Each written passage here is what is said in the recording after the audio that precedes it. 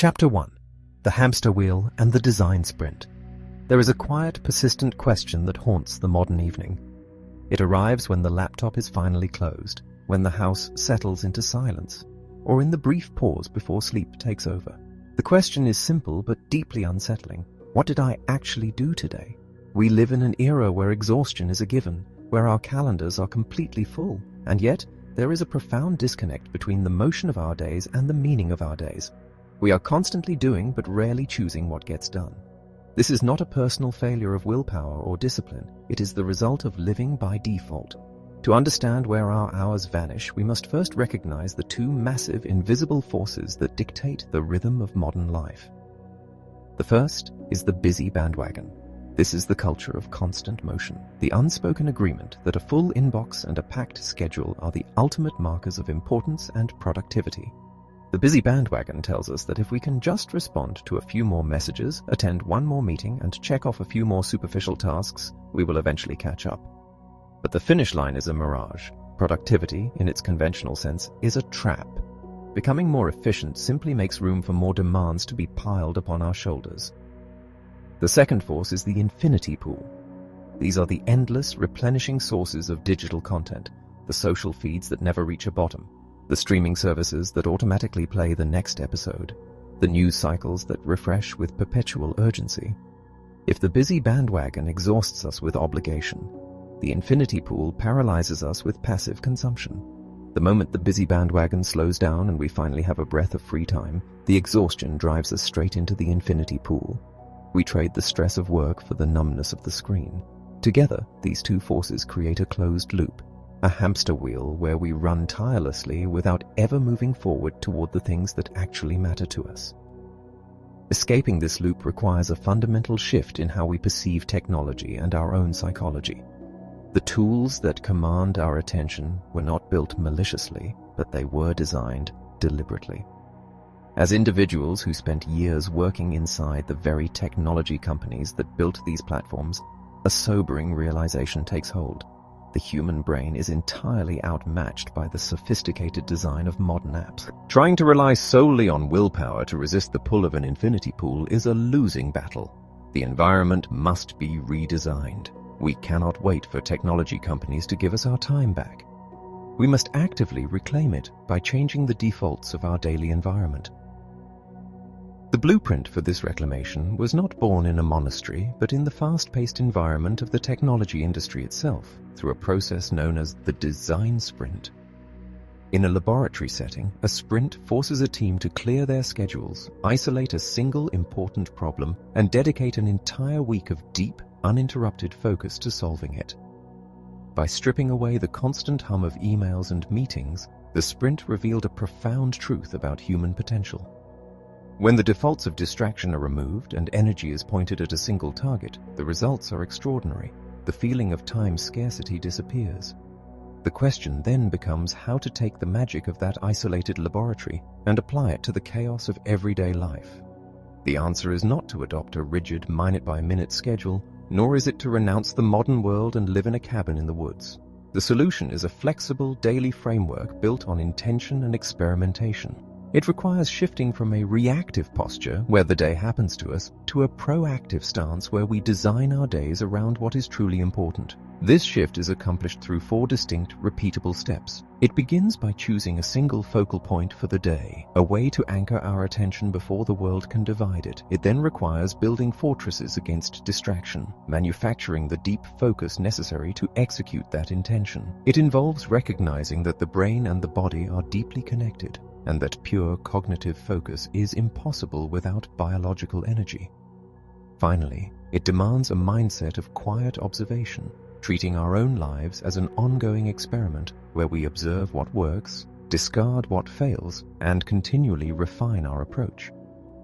This framework is not about becoming a perfect machine of productivity. It is about stepping off the hamster wheel entirely. It is about ending the day not with the exhausting blur of the busy bandwagon or the hollow regret of the infinity pool, but with the quiet satisfaction of knowing exactly where the time went and choosing where it will go tomorrow. Chapter 2. The Power of the Daily Highlight. There is a strange and subtle phenomenon that occurs when life is lived entirely by default, a quiet theft of our own history that is best described as the missing months. You may recognize the feeling. You reach the end of a season, perhaps the close of a year, and looking back, the landscape of your memory is a featureless blur. You know that you were constantly busy. You know that you answered thousands of emails, attended countless meetings, and ran 100 errands, yet you cannot point to a single defining memory or meaningful accomplishment. The days simply dissolved into one another. When we operate entirely reactively, responding only to the immediate demands of the busy bandwagon and retreating into the infinity pools, we lose the texture of our own lives. The time is not merely spent, it is lost. The antidote to this temporal amnesia is not to micromanage every minute of the day with a rigid schedule. Instead, it requires planting a single, deliberate anchor in the middle of the rushing stream of your daily life. This anchor is the highlight. It is the focal point, the centerpiece of the day's narrative.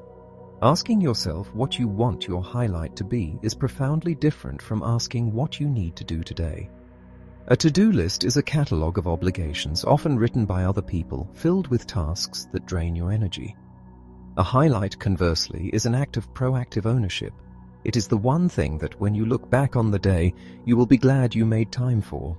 It does not mean it is the only thing you will do, but it is the priority that you refuse to let slip into the blur. Choosing this daily anchor requires navigating the noise of competing priorities. To cut through that noise, there are 3 distinct paths to discovering the right highlight for any given day. The first path is urgency. Some days the choice is made for you by an approaching deadline or a critical project that simply must be completed.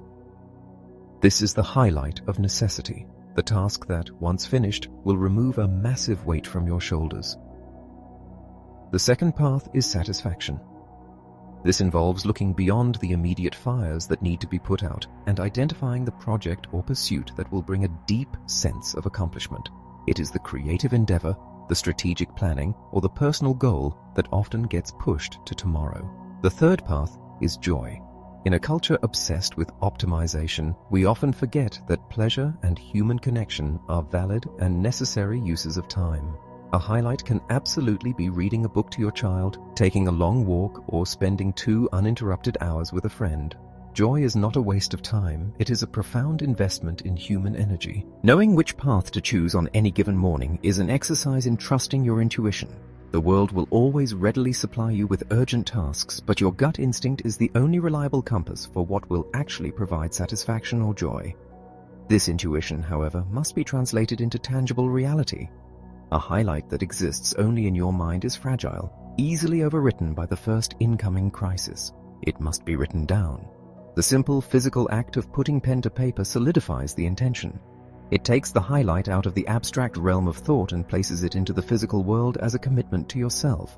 Yet the anxiety of the looming to-do list often threatens to pull focus away from this commitment. To protect the mental space required for the highlight, it is vital to rethink how we track our tasks. Rather than a tyrannical to-do list that demands completion, consider maintaining a list of things you merely might do. This semantic shift releases the guilt associated with unfinished tasks and acknowledges that not everything that could be done should be done.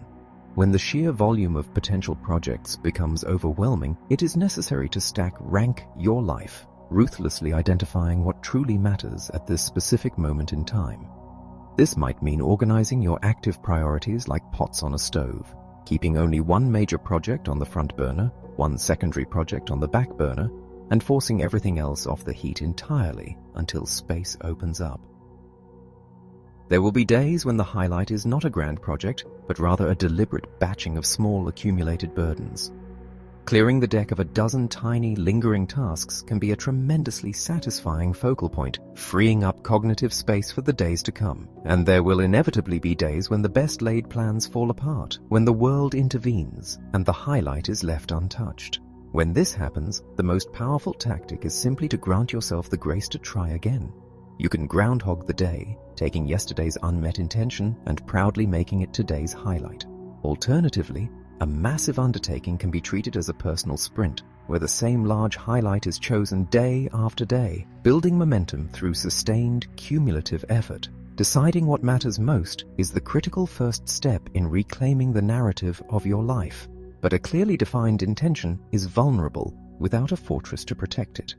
Choosing the highlight only establishes the destination. The next essential phase requires deliberately altering the landscape of your day to ensure you actually arrive there. Chapter 3. Carving out the time. An intention, no matter how noble or clearly defined, is nothing more than a ghost until it is bound to the physical reality of a clock. Choosing your daily highlight is a profound act of clarity, but clarity without space is useless.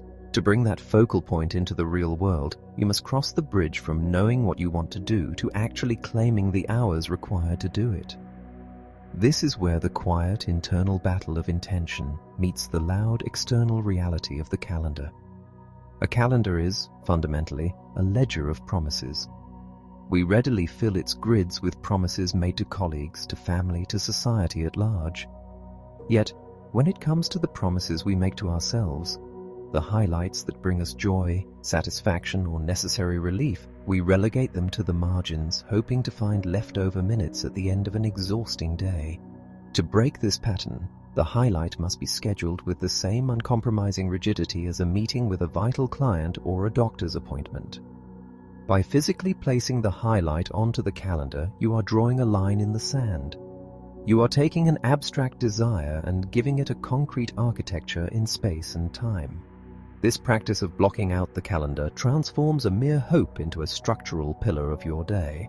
When the time is blocked, you no longer have to negotiate with yourself about when the work will happen. The decision has been made. You simply have to show up to the appointment you scheduled with yourself. However, modern calendars are rarely blank slates waiting to be elegantly designed. They are often battlegrounds, already cluttered with the invading forces of the busy bandwagon.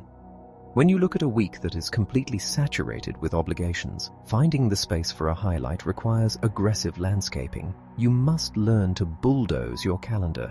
This is the act of gently but firmly pushing the immovable objects of your day around to create a clearing. It means compressing a 60-minute meeting into 30 minutes. It means looking at a scattered landscape of appointments and grouping them together, dragging and dropping them into a single, dense block so that a wide, open expanse of time is liberated for your own use. Creating this space inevitably introduces social friction.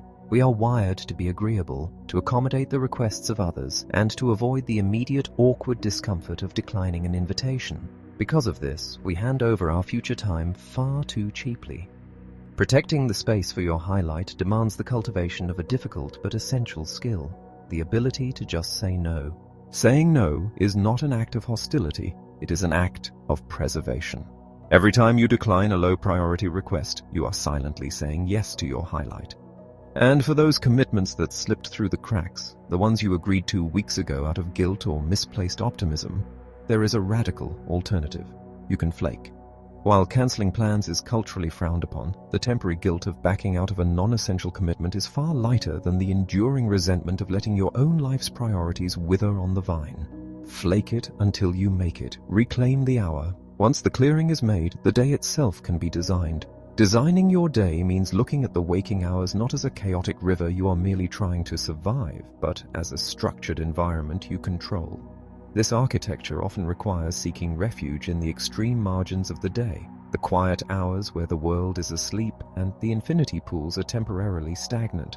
For some, this means the profound quiet of the early morning. Becoming a morning person is not about moral superiority. It is about strategic advantage. It is the act of waking up before the demands of the day have been spoken, claiming the first, freshest hours of cognitive energy for your highlight, and letting the rest of the world have the leftovers. For others, the biological rhythm leans heavily toward the night. When the household goes to sleep and the emails finally stop arriving, the nighttime becomes a sanctuary for the highlight. The key is not which margin you choose, but the deliberate claiming of that untouched territory. Whether you are building your fortress in the pre-dawn light or the deep hours of the evening, the objective is to carve out a space where time feels expansive rather than contracted. Finally, the architecture of a well-designed day must include a definitive end. In a world where work is accessible from the glowing rectangle in our pockets at all hours, the workday no longer has a natural geographic conclusion. You no longer leave the factory and walk away from the machines. The machines are with you in the living room and the bed. Therefore, you must artificially construct the end of the shift. You must learn to quit when you are done. Pushing yourself into the point of diminishing returns does not produce better work. It only robs you of the restorative energy required for tomorrow. Carving out the time means protecting the hours of action, but it equally means protecting the hours of absolute rest. Chapter 4. The Lure of Infinity Pools. Once the time for your highlight has been violently carved out of the crowded calendar, you must actually step into that clearing and execute the intention. This requires entering a state of mind that operates in stark contrast to the scattered, reactive reality of modern living. This state is called laser. When you are in laser mode, your attention is focused like a concentrated beam of light on a single target. You are entirely immersed in the present moment, experiencing the deep, frictionless flow of uninterrupted work or genuine present connection. There is no multitasking, no rapid context switching, and no ambient anxiety about what you should be doing instead. But achieving this state requires confronting the most formidable adversary of modern focus, the beautifully designed, deeply addictive mechanisms of the digital world. To understand why our attention is so easily hijacked, we must look at the architecture of the platforms that consume our days. Consider the evolution of digital video and social feeds. In their earliest iterations, these platforms required conscious effort. You had to search for a specific video, wait for it to load, watch it, and then make another conscious decision about what to do next. There was inherent friction in the system. But over time, the engineers and designers behind these platforms, brilliant individuals operating with the best of intentions to improve user experience, systematically hunted down and eliminated every ounce of that friction. They introduced the autoplay feature, ensuring that the moment one piece of content ends, another immediately begins. They designed feeds that scroll infinitely, removing the bottom of the page and, consequently, the natural stopping point.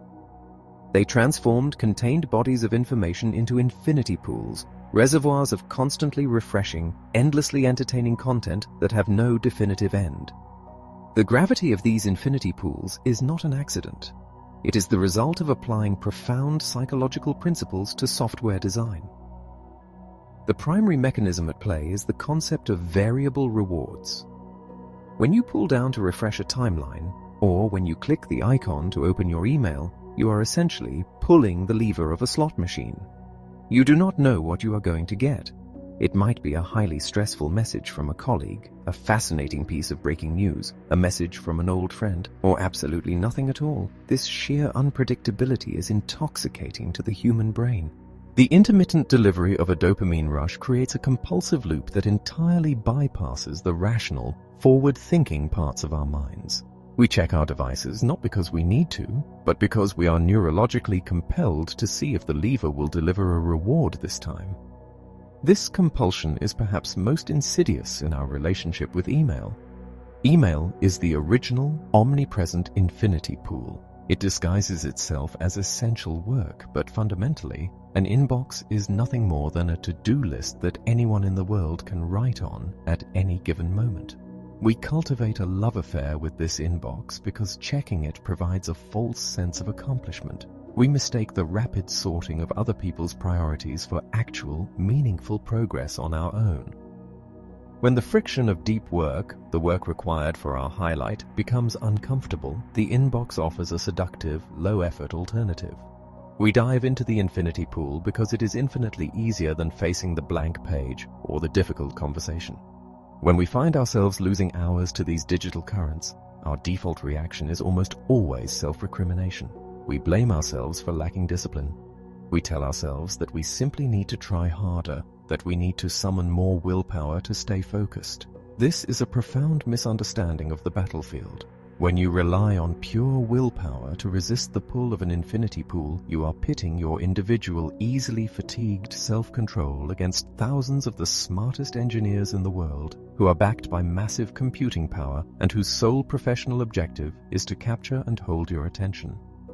In that fight, willpower will always eventually break. Therefore, The philosophy of laser mode is not about building a stronger mental defense. It is about completely redesigning the environment so that the defense is no longer necessary. We cannot passively wait for technology companies to realize they have consumed our lives and magically give us our time back. Their business models depend on our distraction. To reclaim our attention, we must actively reintroduce the friction that the designers worked so hard to eliminate. We must intentionally build physical and digital barriers between ourselves and the infinity pools. The goal is not to eliminate technology, but to change the default settings of our environment so that falling into distraction requires a conscious, difficult effort, while focusing on the highlight becomes the path of least resistance. Chapter 5. Bossing your devices. The front line in the battle for your attention is not your desk or your office. It is the small, glowing rectangle you carry in your pocket. The modern smartphone is a marvel of engineering, a portal to all of human knowledge, but it is also a Trojan horse that smuggles the infinity pools into every intimate moment of your life. Because it is always with you, the temptation to escape into the digital current is never more than an arm's length away. To achieve the deep focus of laser mode, you must fundamentally change your relationship with this piece of hardware. You must cease being a passive receptacle for its demands and actively become the boss of your devices. Asserting this dominance begins with a concept that initially feels radical but rapidly proves to be liberating: creating a distraction-free phone. This requires taking a hard, honest look at the applications that consume your hours and ruthlessly deleting them. Removing email, social media, and news applications from your mobile device severs the umbilical cord to the infinity pools. The fear of missing out is powerful, but the reality is that you can still access these services from a computer when you choose to do so intentionally.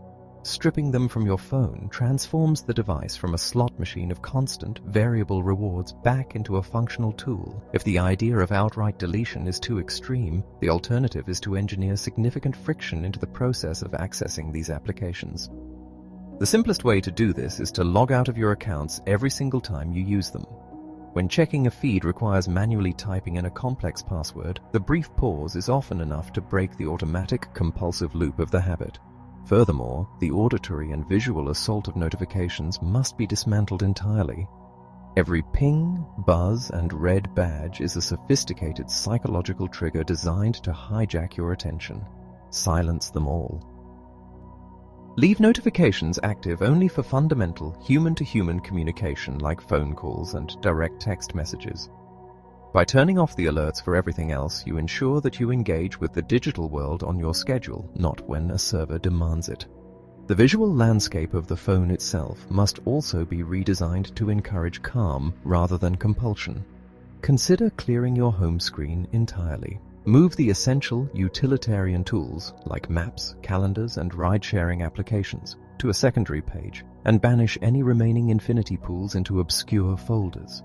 When you unlock your device, you should be greeted by a blank slate or a peaceful image, not a chaotic grid of colorful icons practically begging to be tapped. One of the most insidious ways the smartphone traps us is by masking its addictive nature behind basic utility. We often reach into our pockets simply to check the time, only to be ambushed by a lock screen full of alerts. 15 minutes later, we are deep into a social feed, having entirely forgotten that we only wanted to know the hour.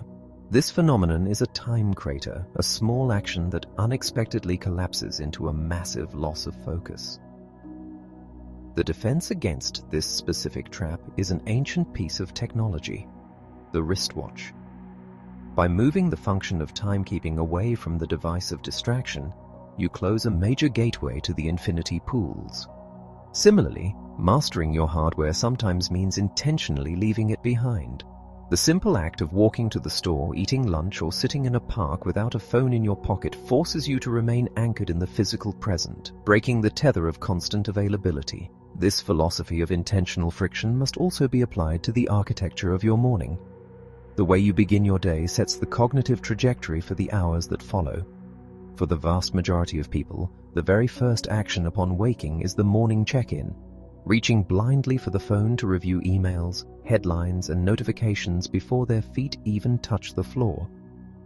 This habit is catastrophic for focus. It instantly floods your mind with the priorities, emergencies, and anxieties of other people. To protect your attention, you must aggressively defend the first hour of your day. Leave the phone charging in another room overnight. Wake up, make coffee, stretch, and gather your own thoughts before you permit the outside world to rush in. As you build these barriers, it is vital to identify your specific distraction kryptonite. Everyone has one particular website, forum, or application that reliably derails their attention. Once identified, you must use software blockers to build a wall between yourself and that specific weakness. The same ruthlessness must be applied to the daily news cycle. The modern news apparatus is designed to induce a perpetual state of emergency, convincing you that you must stay constantly updated on events over which you have absolutely no control. Ignore the breaking news. Step away from the daily churn and consume information on a weekly basis, allowing the noise to settle so you can absorb the actual substance of world events without the manufactured anxiety. Ultimately, mastering your devices requires distinguishing between the illusion of productivity and the reality of meaningful work. The digital world is engineered to offer you a constant stream of fake wins, the satisfaction of clearing an inbox, clicking away notifications, or organizing a feed. These actions trigger a brief sense of accomplishment, but they do not move your life forward. By bossing your phone, skipping the morning check-in, and turning off the internet when necessary, you trade these superficial fake wins for the profound, lasting satisfaction of doing real work on your daily highlight. Chapter 6. Slowing the Inbox and Finding Flow. The battle for attention is not fought solely on the brightly lit screens of our mobile devices. It is fought fiercely within the digital architecture of our daily communications. The most formidable adversary in this arena is the inbox. Email is, in its purest form, a miraculous tool for asynchronous communication. It was designed to allow a message to be sent, received, and read at the convenience of the recipient. Yet we have accidentally transformed it into a synchronous nightmare, treating every incoming message as an urgent demand that requires an immediate response. This hyper-responsiveness creates a reactive state of mind that is the absolute enemy of deep, focused work. To reclaim your time, you must intentionally slow the inbox. This requires a fundamental shift in how you process communication. Rather than keeping email open as a permanent tab, letting it dictate the rhythm of your day, you must treat it as a contained task. Deal with email at the end of the day, when your cognitive energy is depleted and the important work of your highlight is already complete. Better yet, schedule specific, limited windows of time explicitly dedicated to processing messages, and refuse to engage with the inbox outside of those boundaries. This mechanical shift is powerful, but it must be paired with a psychological shift. You must pretend that digital messages are physical letters delivered by the postal service. You would not stand at your mailbox all day waiting for the carrier to arrive, nor would you immediately draft a response and run it back to the post office. You would collect the mail, sort it in a batch, and respond when appropriate. Applying this mindset to email instantly reduces its perceived urgency. Consequently, you must become deliberately slow to respond. This feels incredibly uncomfortable at first because we fear that a delayed response will be interpreted as incompetence or rudeness.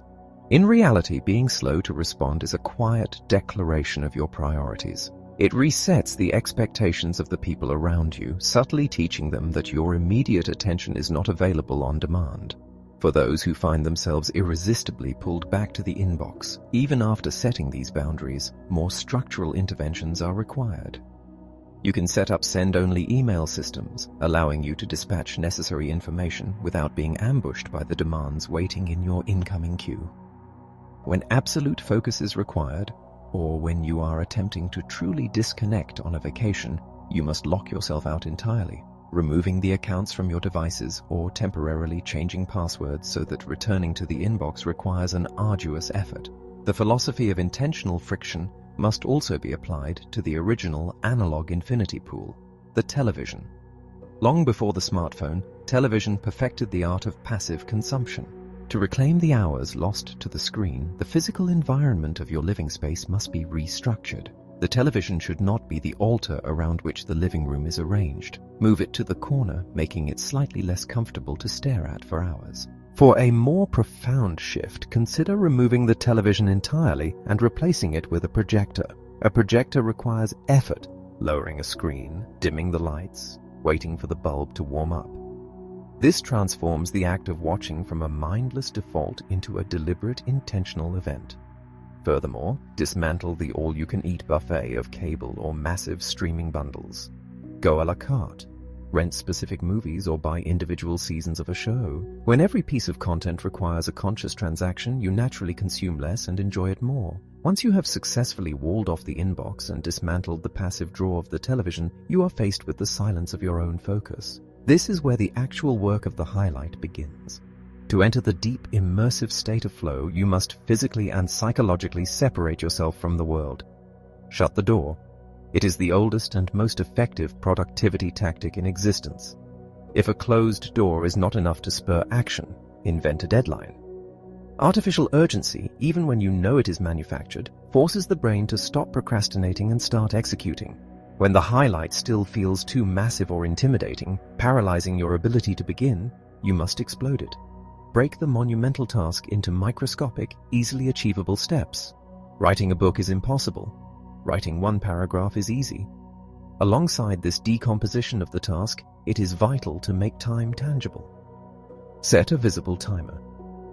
A mechanical, visual representation of time ticking down changes your relationship with the moment, shifting the atmosphere from open-ended drifting to focused execution. As you settle into the work, use auditory cues to signal to your brain that it is time to focus. Play a specific, repeating soundtrack. Music without lyrics that fades into the background but maintains a rhythm of forward momentum. Avoid the devastating lure of fancy tools. When faced with difficult work, the brain will desperately look for an escape route, often convincing you that you cannot begin until you have the perfect software, the right organizational system, or a better notebook. This is a trap. Start on paper, strip away the complexity, and face the raw ideas directly. Inevitably, as you work, the urge to leave the zone will strike. A random thought will cross your mind, a movie trivia question, a sudden urge to buy something, a forgotten errand. The instinct is to immediately open a browser and resolve the thought. Instead, keep a random question list beside you. Write the distraction down, promise yourself you will look it up later, and immediately return to the task. Finally, to truly sustain flow, you must relearn how to be bored. You must embrace the profound discomfort of being stuck on a difficult problem without immediately reaching for a screen to numb the frustration. Great insights and breakthroughs do not arrive when the brain is saturated with input. They arrive in the quiet, empty spaces. Going all in on your focus means trusting that the friction, the boredom, and the difficulty are not signs of failure, but the very environment in which meaningful work is forged. Chapter 7. The Caveman Advantage. There is a persistent and dangerous illusion in the modern knowledge economy, the belief that you are essentially a brain in a jar. We operate under the assumption that if we can just manage our time better, block our calendars, and block distracting websites, our minds will possess an infinite capacity to execute our daily highlights. We treat the physical body as nothing more than a vehicle designed to carry our brain from one meeting to the next. This separation of mind and body is fundamentally flawed. Pure, sustained cognitive focus is biologically impossible without a foundation of physical energy. When you are exhausted, the very first casualty is your willpower. The meticulously scheduled calendar and the carefully constructed defenses against the infinity pools immediately collapse the moment your physical battery hits zero. To understand why we feel so perpetually drained, we must look backward, far past the invention of the smartphone and the open plan office, to the environment in which the human animal actually evolved. For hundreds of thousands of years, our ancestors lived as hunter-gatherers. Their survival depended on constant physical movement, a varied and naturally sourced diet, periods of intense exertion, followed by deep rest and profound, continuous face-to-face connection with a small tribe. This is the environment for which our bodies and brains are perfectly optimized. By contrast, the modern lifestyle is a complete evolutionary accident. In the span of a few centuries, a mere blink in evolutionary time, we have completely redesigned our environment.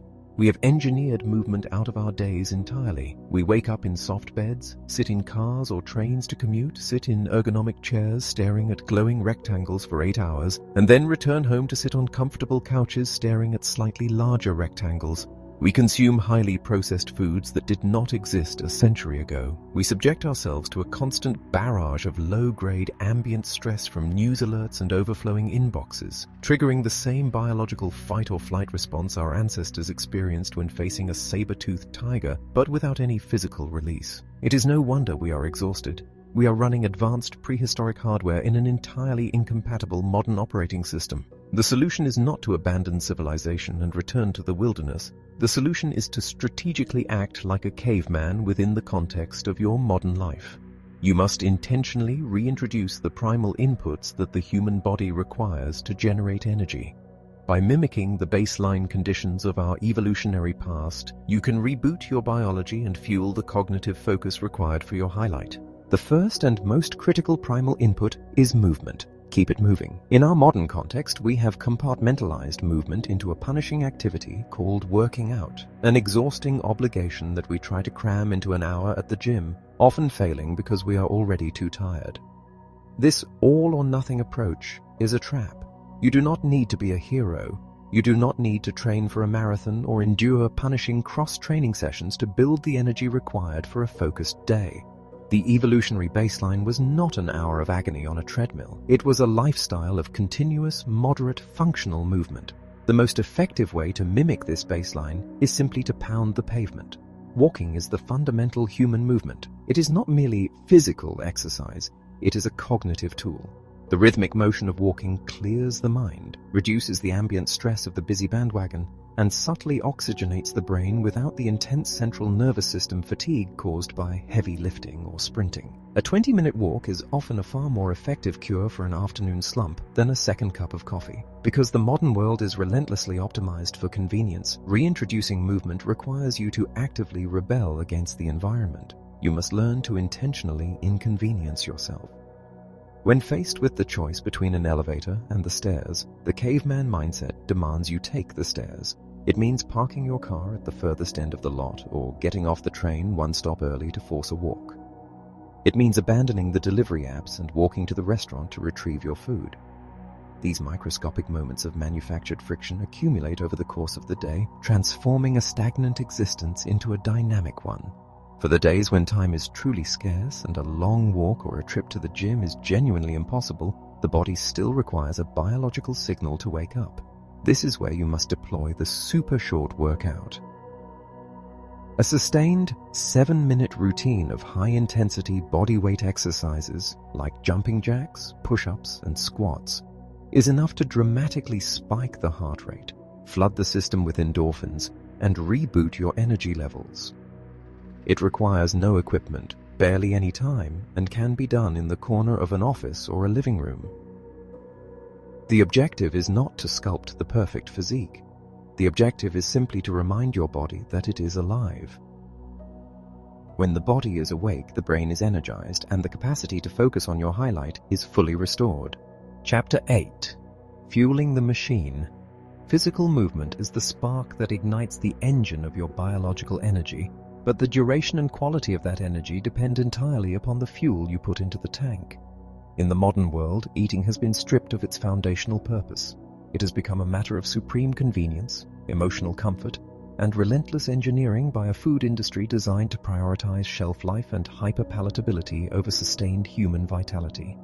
We consume heavily processed, synthetically altered materials that our hunter-gatherer ancestors would not even recognize as food. The result is a daily physiological roller coaster.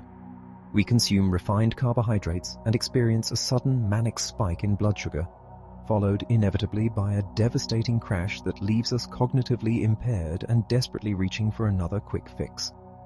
This biological volatility makes the sustained focus of laser mode impossible. To reclaim your energy, you must fundamentally rethink consumption. The guiding principle for fueling the machine is beautifully simple. Eat real food. This does not require adopting a rigid, miserable diet or obsessively counting macronutrients. It simply means eating like a hunter-gatherer whenever possible. Prioritize foods that could be grown in the dirt, picked from a tree, or caught in the wild. Vegetables, fruits, nuts, fish, and meat provide the slow-burning, steady energy that the human brain evolved to run on. When faced with a plate of food, a powerful architectural strategy is to central park your meal. Imagine the layout of Manhattan, where the vast green expanse of the park dominates the center, pushing the dense, heavy concrete to the perimeter. Apply this to your dinner. Place a massive pile of fresh salad or vegetables directly in the center of the plate and relegate the heavier pastas, breads, and meats to the edges as side dishes. Furthermore, you must challenge the modern assumption that the body must be continuously fed from the moment of waking to the moment of sleep. We have been conditioned to view even the slightest sensation of hunger as an emergency that must be immediately neutralized. In reality, the human digestive system requires periods of complete rest. Learning to stay hungry, perhaps by gently delaying your first meal of the day, allows the body to shift away from the exhaustive process of digestion and redirects that energy toward cognitive clarity. When the time does come to bridge the gap between meals, you must rethink your approach to snacking. The modern office environment is a minefield of free, high-sugar, low-quality snacks. The defense against this is to deliberately snack like a toddler. Toddlers are typically given simple, high-quality fuels: apple slices, carrots, a handful of almonds. Adopt this standard for yourself. And when the psychological desire for a dessert becomes overwhelming, go on the dark chocolate plan. A square of high-quality, dark chocolate provides the sensory satisfaction of a treat, but its inherent bitterness naturally prevents the mindless overconsumption associated with milk chocolate or baked goods. Of all the dietary adjustments you can make, the most critical for protecting your focus is to ruthlessly disconnect from sugar. Added sugar is the ultimate false friend of productivity. It promises a burst of immediate energy, but invariably delivers a profound cognitive fog hours later. By treating sugar not as a daily staple, but as an occasional intentional indulgence, you level out the dramatic biological swings that destroy your ability to execute your daily highlight. Once the foundation of real food is established, you must master the most heavily utilized and universally misunderstood cognitive tool in the modern world: caffeine. Caffeine is a powerful, effective substance, but the vast majority of people use it defensively rather than strategically. We use it to blindly medicate our exhaustion, trapping ourselves in a cycle of dependency, anxiety, and terrible sleep. To optimize caffeine, you must understand how it interacts with your biology. The first strategic error most people make occurs the moment they open their eyes. They wake up and immediately pour coffee into their system. But biologically, the act of waking up is accompanied by a natural, massive spike in cortisol. Your body is already chemically stimulating itself. Pouring caffeine on top of this natural cortisol spike is not only a waste of the drug, but it also accelerates the inevitable afternoon crash. To maximize the benefit, you must wake up before you caffeinate. Delay that first cup of coffee by an hour or two, allowing your natural energy to carry you through the morning, and deploy the caffeine only when the cortisol begins to naturally taper off. The second major error is waiting until you are completely exhausted to reach for another cup. Caffeine does not magically create energy. It works by blocking the brain's receptors from absorbing adenosine, the chemical that makes you feel tired. If you wait until you are already falling asleep at your desk, the adenosine has already flooded the receptors, and the caffeine is useless. You must caffeinate before you crash. Anticipate the natural afternoon dip and consume a moderate dose 30 minutes before the fatigue typically sets in. For the moments when the exhaustion is overwhelming and a critical block of work remains, there is a highly tactical maneuver known as the caffeine nap. It sounds contradictory, but it is deeply rooted in human physiology.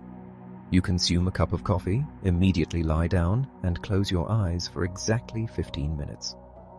The brief sleep naturally clears the adenosine from your brain's receptors, and right as you wake up, the caffeine enters your bloodstream and binds to those freshly cleared receptors. The result is a profound, almost startling resurgence of cognitive clarity. To maintain a steady altitude of energy throughout the long afternoon, transition away from the heavy, anxiety-inducing spikes of coffee and switch to green tea. Green tea provides a lower, slower release of caffeine, offering sustained focus without the jittery side effects. Finally, to ensure that today's caffeine does not destroy tomorrow's energy, you must learn your last call. Caffeine has a massive half-life, remaining in your system for hours. Establish a hard, non-negotiable cutoff time in the early afternoon. Protecting your ability to wind down is just as important as fueling your ability to work. Chapter 9. Disconnecting to recharge. The pursuit of daily energy naturally gravitates toward the active inputs of human biology, the food we consume, the movement we generate, and the strategic deployment of stimulants like caffeine. Yet there is a secondary, equally vital dimension to the caveman advantage that is often entirely overlooked. The human animal was not designed for perpetual motion or continuous cognitive processing. We require profound, cyclical periods of absolute withdrawal. In a culture that equates resting with laziness, we have systematically engineered quiet out of our lives. We fill every available gap, every commute, every waiting room, every silent moment, with a barrage of digital stimulation. To fully restore the cognitive reserves necessary for your daily highlight, you must learn the lost art of disconnecting. The most immediate and accessible way to reset an overwhelmed nervous system is to intentionally go off the grid, even if only for a few minutes. This begins by seeking out environments that demand nothing from your attention. Get woodsy. The human brain is remarkably responsive to natural environments. A brief walk through a park or sitting under a tree provides what environmental psychologists call soft fascination. Unlike the harsh, demanding stimulation of a flashing screen or a busy intersection, nature captures our attention gently, allowing the exhausted cognitive centers of the brain to physically rest and repair themselves. To maximize this restorative effect, you must confront the modern compulsion to constantly soundtrack your life. Leave your headphones at home. We have developed a profound fear of our own internal silence, rushing to fill every walk or errand with podcasts, music, or audiobooks. While these are valuable tools for learning, relying on them constantly robs the brain of the empty space it needs to untangle complex problems and generate original ideas. When you walk without an artificial soundtrack, you allow your mind to wander freely, processing the ambient anxiety of the busy bandwagon and clearing the mental slate for focused work. This practice of sitting with your own thoughts naturally bridges into the concept of meditation. For many, the word carries intimidating, mystical connotations that prevent them from ever trying it. To overcome this, simply trick yourself into meditating. Strip away the pressure of achieving spiritual enlightenment and view it merely as a mechanical exercise for your attention. Sit quietly, close your eyes, and notice a single breath. When your mind inevitably wanders to your to-do list, gently guide it back to the breath.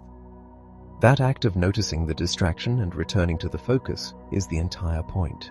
It is the neurological equivalent of a push-up, directly strengthening the mental muscles you will use to stay anchored in your laser mode. Similarly, you must redefine what it means to pause during the workday. When the fatigue of the afternoon sets in, our default behavior is to switch from a difficult task on our computer to an easy, entertaining distraction on our phone. This is not a break. It is simply a transfer of cognitive load from one glowing rectangle to another. To genuinely restore your energy, you must take real breaks. A real break involves resting your eyes, moving your body, or engaging in a low-stakes analog activity. Look out a window, stretch, or sketch on a piece of paper. You must physically disconnect from the interface of your work to experience actual relief.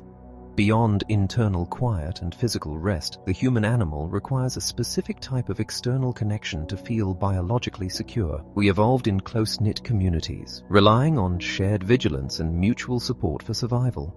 The isolation of the modern workstation, punctuated only by digital text messages, leaves our nervous systems quietly starved for genuine interaction.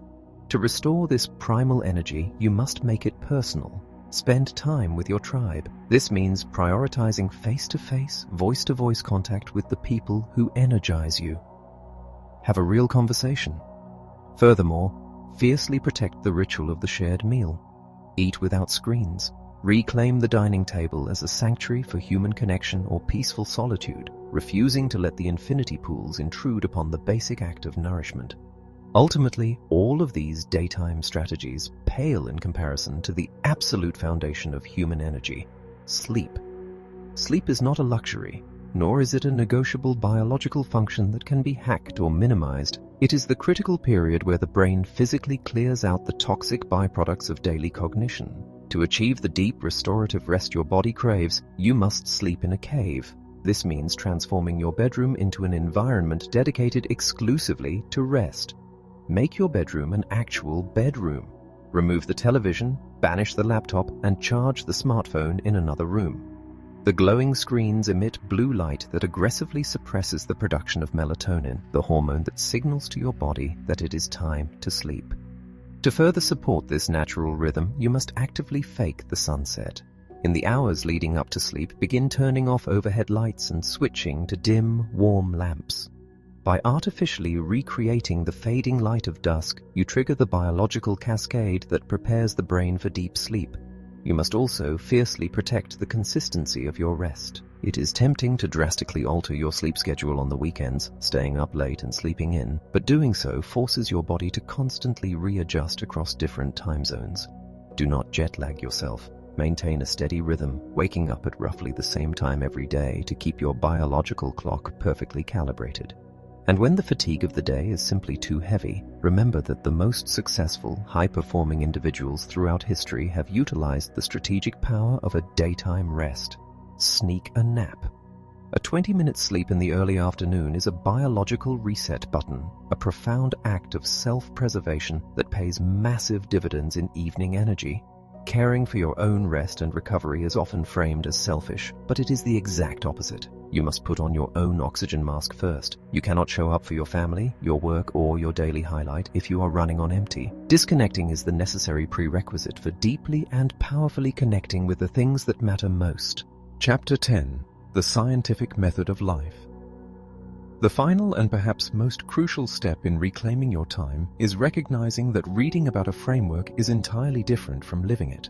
The human mind is highly adaptable, but it is also deeply resistant to sudden, sweeping changes. If you attempt to implement every tactic at once, you will inevitably exhaust your willpower and rubber band back to the familiar comforts of the busy bandwagon and the infinity pools. To avoid this, you must stop searching for a rigid, perfect routine and instead adopt the mindset of a scientist. You must fine-tune your days with the scientific method. This means treating your life not as a test you are failing, but as a laboratory where you are conducting ongoing, low-stakes experiments. The scientific method relies on observation, hypothesis, experimentation, and measurement. In the context of your daily life, the experiment is the application of the tactics. You hypothesize that leaving your phone in the kitchen will improve your evening energy. You run the experiment for a day, but an experiment without measurement is just random behavior. To truly learn from the process, you must observe the outcome and take notes to track your results. This requires pausing at the end of each day, perhaps right before sleep, to conduct a brief, honest review of how the hours actually unfolded. This daily reflection does not need to be a lengthy philosophical journal entry. It needs to be a precise data collection point. Did you successfully make time for your highlight? How was your depth of focus during laser mode? How was your biological energy throughout the afternoon? By assigning a simple rating to these elements and jotting down which specific tactics you deployed, you create a tangible record of your behavior. More importantly, this act of reflection keeps you honest. It forces you to confront the uncomfortable reality when a tactic fails, or when you willingly surrender your focus to a distraction. It removes the emotion and guilt from the equation, replacing it with objective data that can be used to adjust and improve your strategy for tomorrow. Over time, this quiet practice of observation reveals profound patterns. You will discover that the path to reclaiming your time is not paved with massive, disruptive overhauls of your lifestyle. Instead, small shifts create big results. The simple act of disabling notifications, delaying your morning coffee, or walking an extra 10 minutes may seem trivial in isolation. But when these tiny, friction-inducing adjustments are compounded over weeks, months, and years, they radically alter the trajectory of your days. They dismantle the architecture of distraction piece by piece, gradually rebuilding an environment where deep focus and genuine energy are the default states. Ultimately, this entire framework is about dismantling the most pervasive and dangerous myth of modern life, the myth of someday. We tell ourselves that someday we will have enough time to write the novel, someday we will take the trip, someday we will sit down and truly connect with our family without a glowing screen in our hands. We treat the present moment as a waiting room, enduring the exhaustion of today in the vague hope that the future will magically provide the time we crave. But the calendar never naturally clears. The busy bandwagon never stops on its own. The time will never simply appear. To step off the hamster wheel, you must start someday today.